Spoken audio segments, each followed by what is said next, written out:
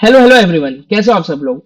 उम्मीद करता हूँ आप लोग बहुत मस्त हो गए और आपकी पढ़ाई बहुत जबरदस्त चल रही होगी। अब जनवरी 26 अटेम्प्ट के लिए ज्यादा टाइम नहीं बचा है।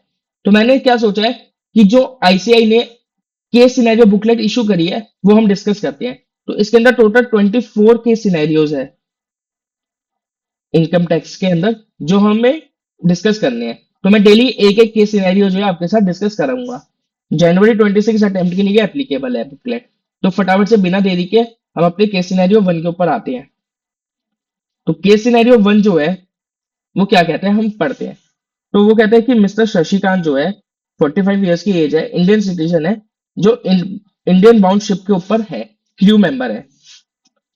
और ये जो शिप है ये डिपार्ट करती है चेन्नई पोर्ट से 29 मई को। जो सीडीसी है उसके अंदर डेट इन्होंने डाली है 29 मई की।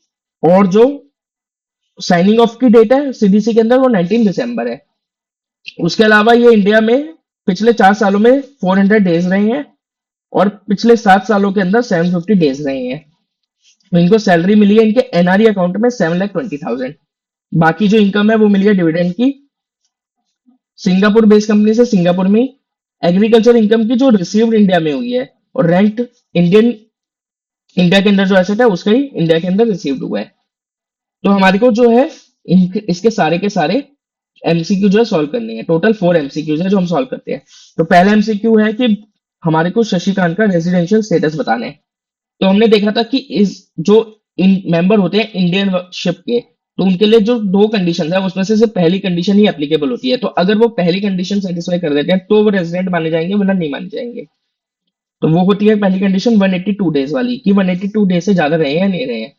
तो इसमें अगर हम देखें तो शशिकांत का जो ये वाला है सीडीसी के अंदर डेट डली हुई है, और सीडीसी से जो साइनिंग ऑफ की डेट है वो इंडिया के अंदर नहीं मानी जाएगी। तो इसका मतलब है कि ये 182 डेज से कम रहे हैं। इसलिए शशिकांत का जो रेजिडेंशियल स्टेटस रहेगा वो नॉन रेजिडेंट रहेगा। उसके बाद हमारे को टोटल इनकम बतानी है। तो टोटल इनकम बताने के लिए हम देखते हैं इनकी इनकम। तो सबसे पहले इनको 7,20,000 सैलरी जो मिली है वो एनआरई अकाउंट में मिली है, बट ये नॉन रेजिडेंट है। इसलिए इसकी एक एक्सेप्शन हमने देखी थी कि अगर एनआरई अकाउंट में नॉन रेजिडेंट को मिलती है तो वो एग्जाम्प्ट हो जाएगी। इस वजह से ये एग्जाम्प्ट हो जाएगी इनकम। उसके बाद जो नॉन रेजिडेंट है तो सिंगापुर कंपनी से जो डिविडेंड सिंगापुर में मिला है वो भी टोटल इनकम का पार्ट नहीं बनेगा। तो टोटल इनकम का क्या पार्ट बनेगा, ये वाला बनेगा और ये वाला बनेगा। लेकिन 3,60,000 भी इनकी ग्रॉस है। तो इसमें से 30% का डिडक्शन मिलेगा, standard deduction under section 24B। तो 3,60,000 माइनस 30% अगर करेंगे हम लोग तो 2,52,000।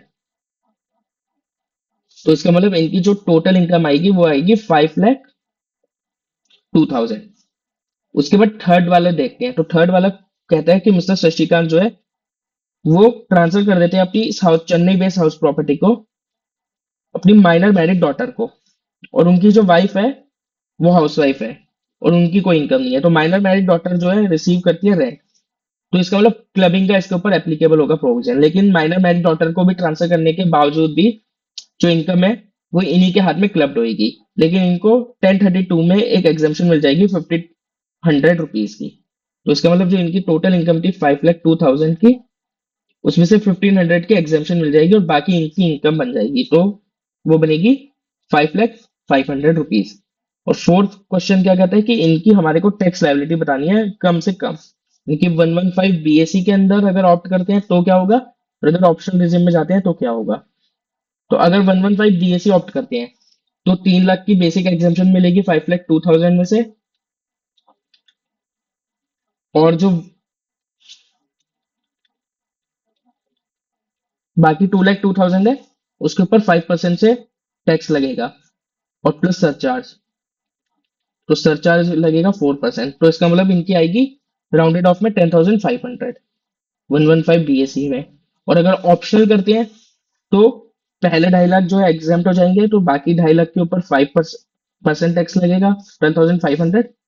और जो 2,000 है उसके ऊपर 20% लगेगा 400 प्लस 12,500 प्लस 400 12,900 आएगा। और इसमें सर सेस एचईसी लगेगा 4%। तो राउंडेड ऑफ में आएगी ये 13,420। तो सबसे कम आ रही है 115 बीएसई वाली। तो इसका आंसर आएगा 115 BAC। तो इसी के साथ हमारा ये जो MCQ है कंप्लीट हो गया है। आप आंसर जो है चेक कर सकते हो।